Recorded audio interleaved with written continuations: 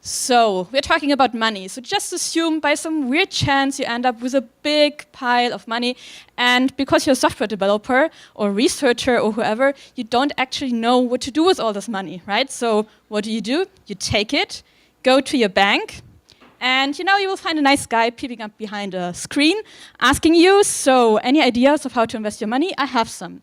I will help you in this system. In setting up this financial plan and so on. And you usually have a lengthy talk. They will guide you through a whole process. And in the end, you hopefully know what's happening. What's the problem? So today's financial advisory systems are pretty complex. So they keep track of estate of clients. So they look into actual data, what's happening in Wall Street and etc. They do give you individual advice, so they will tell you what fits your own profile. However, due to some, to the disturbance of the financial markets in 2008 and following, governments have imposed quite a few obligations on people doing financial advisory. So you have to, for example, track when you do this consultant talk. You have to track what you were talking about. There's a protocol being formed, and there are certain invariants in all of this. So, for example, if you're a novice to investing money, several products are not supposed to be provided to you. If you're an expert, you can invest in whatever you want. But if you don't have a clue about something, the banker or advisor is not allowed to suggest certain solutions to you. So in order to make sure that all these regulations hold, we need some infrastructure, we need some system that enforces these regulations, and that also preferably can be checked in order to provide everything, and also to automate parts of the system. So what we want to do is actually, for this workflow of advising a person, we want to program a system. It will consist of a number of independent tasks. So how does it actually look like on the other screen, on the other side of the screen? So your advisor has some kind of user interface. Sorry, this is German, but I think you understand what's going on. There is always a kind of open task that you're working on solving together. So you have a concrete GUI that you fill in during your talk, and then you have, like here on the side, a number of tasks that are still open, that still need to be performed, and some of them may not be performed before others are performed. And you usually have something like here, a suggested next step. So a lot of things can happen, but typically you want to happen one thing next, such that the talk with your advisor works smoothly. So how do we program these systems? One approach of doing this is actually thinking about, designing the tasks, what are the tasks, and then putting them into a certain order and kind of programming the control flow of the talk. So, for example, you will start with an entry task where you make the account of the person. You will track the financial situation. And then, depending on the expertise of the people present, there could, for example, be several people present. So this is a task or a meta task that keeps recurring. You ask for the master data, so who is present, what their expertise is, and then the experience they already have, and accumulate their data for all the people present. You make a protocol, and you're finished. This works pretty well if you stick to this protocol. And the problem is, if you talk to people, so the banker, they don't like doing this. I've got a form here, please give me your name, please give me how much money you have, please give me how much real estate you have, and so on. This is not a very nice way of talking, so they actually want to be a bit more flexible. They don't want to go through the stepwise, but when there is a chance, for example, of already collecting data on the experience of people, you want to do this when the chance occurs, and not when it's time for it in the protocol. So instead of looking at the control flow of the task being performed, you could also look at what kind of data is accumulated and choose something more data-driven. So you have, for example, this financial situation. in order to get financial situation, you don't need to have the master data of person 1, person 2, and so on. So these are kind of independent, but you need, for example, this data in order to perform the protocol. And you see there are a few independent passes here through the system. In order to generate a protocol, you need to collect all of this, but the order in which they're collected is actually not fixed, and you don't want to fix it. The problem is if you try to program the system by taking this approach, it can very quickly become very complex. You have very fine granular data that you want to track there, and programs there turn out to be quite verbose and also static in the sense that you can program this out for 2 people, n people, but what happens if you have n+1 people present there? So there are certain types of restrictions here. So what did we envision? We actually want to have something that is dynamic. We want to generate this task workflow in a dynamic way, and the tools that we're going to apply here are taken from higher order reactive programming, as you will see in a second, and we will actually try to define a dynamic graph that models this process of consultancy. So how do we go about this? We still start with the task. So I have here a shortened version. We want to ask for the name, we want to ask for the status, if the person present is a private person or, say, representing a company.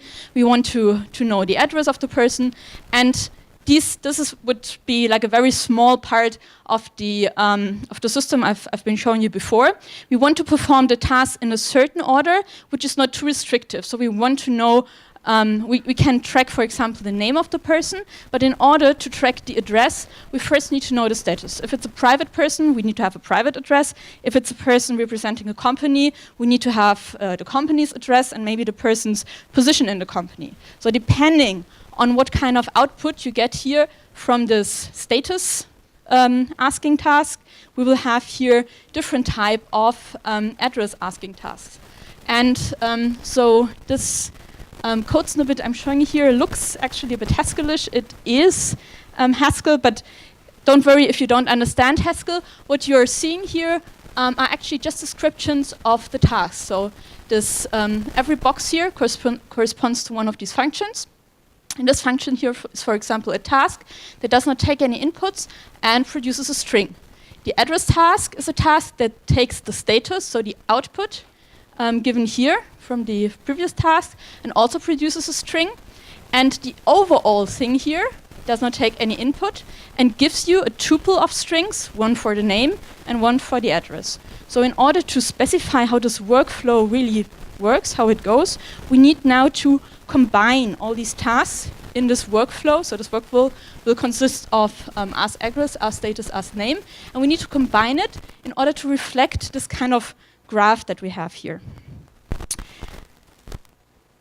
So we need to, in order to do this, we kind of need to have a representation for these different tasks. And it turns out that these 4 variants of tasks are quite helpful to have. One is here a pure task that actually just takes a function and generates a task. So this function operates on some values and produces a new value. We have an impure task that does take a value of type A and is impure, so it gives you a computation that yields a value of type B. This is yet another task. So this is typically the task that involves human interaction. Yeah, this is depending on what kind of answers you get from your client, for example.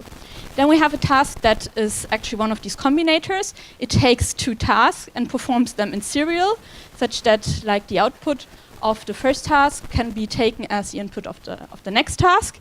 And we have a combinator for doing things in parallel.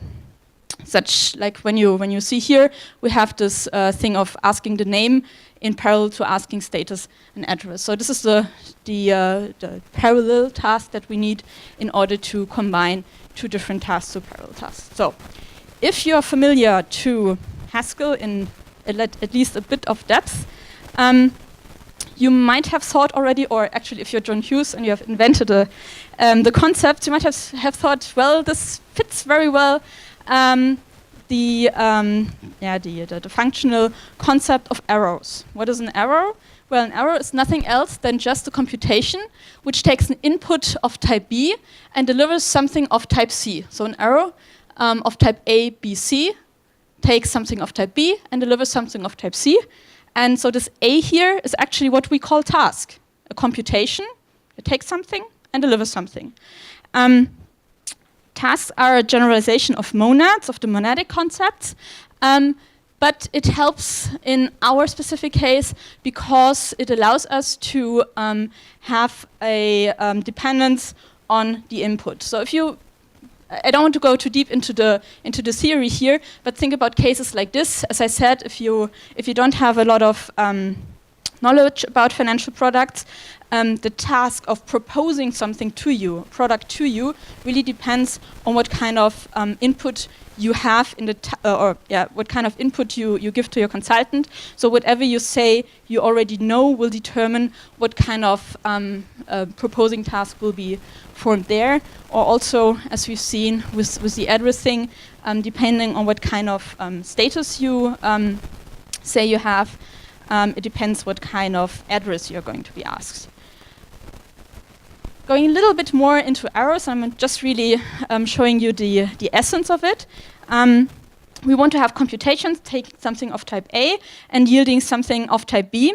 So how can you deal with arrows? Arrows help you constructing computations by first of all providing a construct here called R, which takes a function and turns it into an arrow. What happens is, so this is a kind of function which gets as input a B and yields as output a C.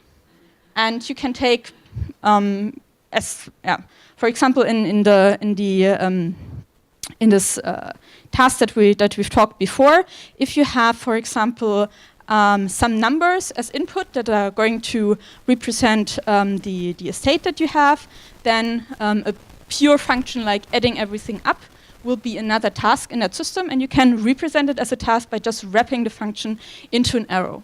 We have sequential composition, usually denoted with these 3 arrows here, where you take one arrow, another arrow, and you kind of construct the arrow here. So just thinking of you have one task and perform something in parallel, this gives you a composed task, so this outer box. We have first, which applies a task to the first entry of a tuple, leaving the second part of the tuple unmodified, which gives you a compositional task. We have here the parallelism, or the parallel version, where you take again a tuple, or where you have an arrow that takes a B and transforms it into a C, and we have something that takes a B prime and transforms it into a C prime, and then you can really just construct an arrow that takes the tuple of B and B prime and yields the tuple of C and C prime. So this is what you see in this type here, and we can also combine 2 arrows that take the same kind of input. So we kind of split B here. We provide two instances of B, and on one instance we perform the first arrow, on the other we perform a second arrow, and we get as a result a tuple of C and C prime. So this combination of these 2 tasks gives you, of 2 tasks would give you a task that takes a B and yields both a C and a C prime. And what we now actually want to do is take our task definitions, like this pure, impure, serial, and parallel tasks, and see how this maps to arrows. So this looks maybe a bit abstract, but what it actually just says is, maybe look down here, we said if you want to lift a normal function, what you do is we take this pure task and it just takes the function and transforms it into a task. When you want to do something in parallel, well, we use our parallel constructor here that takes these 2 tasks and gives you the task working on both entries, giving 2 results here. We have here this parallel composition that splits or not splits, doubles the input, and then performs the first task on the first input and the second task on the second part of the input, yielding the tuple with the result. And first and second can be was also implemented again with these tasks that we've shown here before. And just before John asked later, yes, we did our math and the error laws hold. So yeah, so you can show that everything that you're allowed to do with errors actually work with this task implementation of ours. And what you then have is a language where you can compose these workflows. So what we've seen here, you can really just implement it, and I'm going to show this to you in a second. A workflow that looks like this, and it's very nice, a very beautiful way actually of representing workflows like this. We then have a function called runTask that takes a task and the first input and yields some computation or some I/O instance that constructs here the such that given the input A, you get your computation that yields B, and you can then run it. And this actually does everything that you want. The implementation of runTask makes sure that we work on this task graph, on this workflow graph in the dynamic way that we said before. So we interpret actually in runTask these kind of graphs and make sure that we only that we allow to work on every task that has not been performed before, and that is enabled because all the dependent tasks that are supposed to happen before have actually been addressed. And the way we did this, we also allow re-execution of tasks. We have implemented a first prototype library called htask in Haskell for these task-based workloads. And I should say that within the company, they actually implemented something pretty similar, but in Delphi. So yeah, looks a bit different, but the ideas are exactly the same. And we integrated it also into Hubstack, so I can show you in a second how this really works.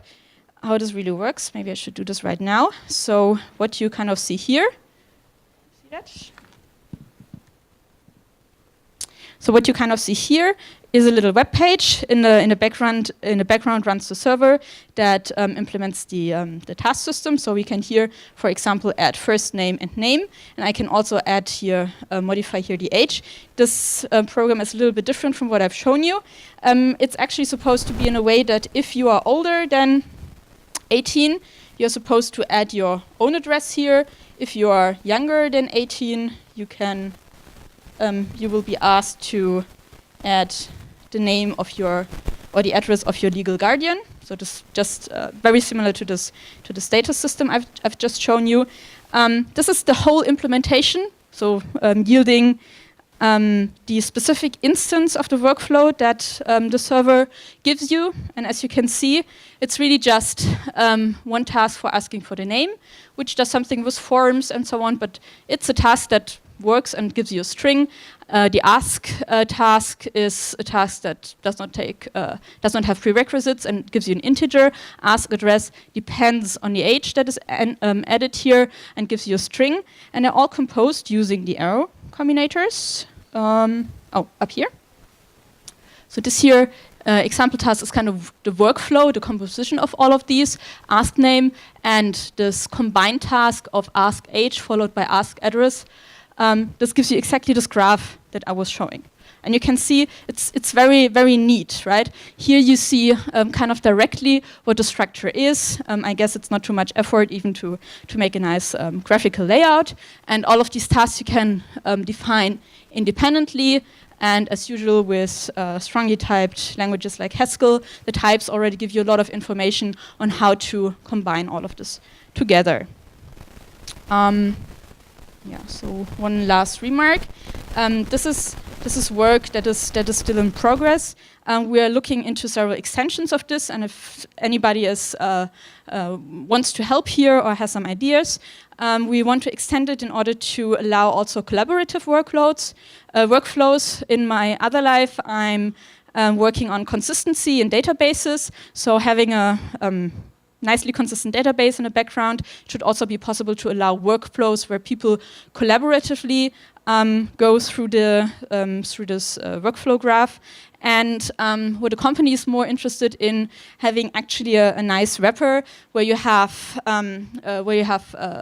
microservices that are mapped then to different tasks and are combined in the overall system. So this is probably where all of this work is going. Thank you very much.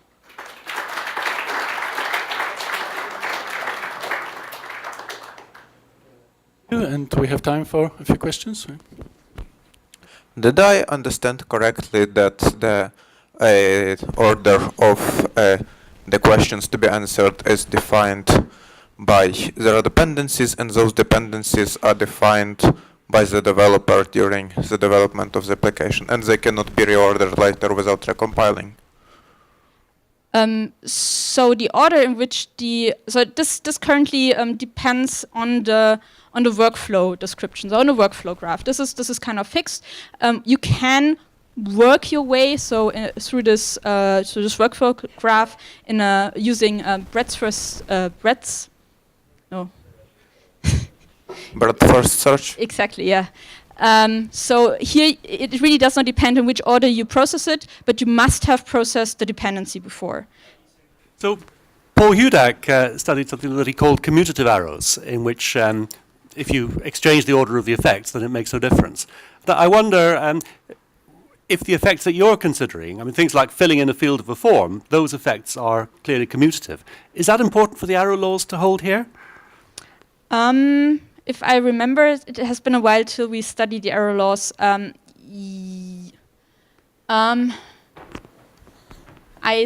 think so, yeah. But I can show you. I have it there. I have it there on paper. Yeah.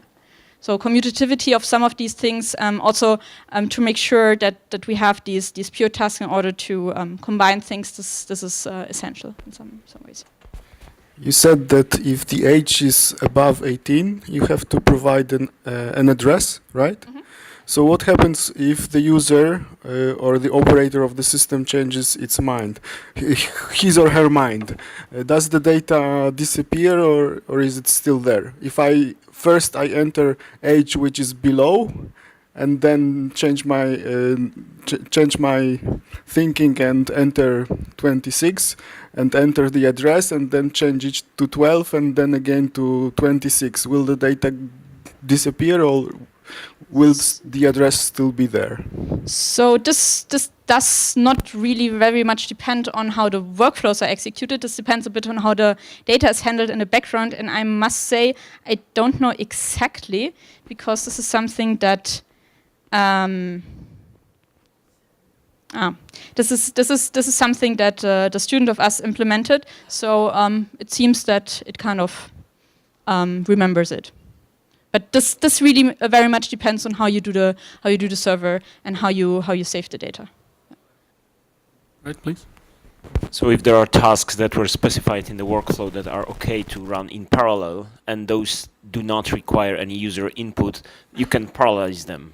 Yes, course, they are. So the way this run server is implemented that executes them, it takes the pure task first and makes sure that the frontier of open tasks does not include. And given the proper hardware, those are actually parallelized. Yeah. Okay. All right, thank you very much.